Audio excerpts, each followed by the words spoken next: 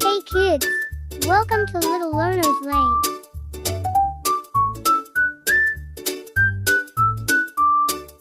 A is for ant, marching in a line. B is for beetle, shiny and fine. C is for caterpillar, crawling slow. D is for dragonfly, watch it go.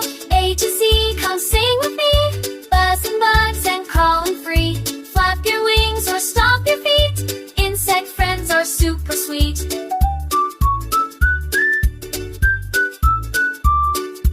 E is for earwig, hiding away.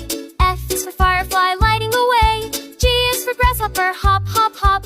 H is for honeybee, drip, drip, drop. A to Z, come sing with me.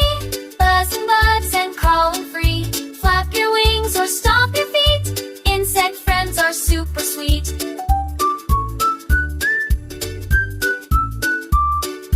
I is for inchworm, measuring ground. J is for June bug, spinning around. K is for katydid, singing at night. L is for ladybug, spot so bright. M is for mosquito, buzz in your ear. N is for netwing, beetle flying near. O is for orb weaver, making a web. P is for praying mantis, bow your head.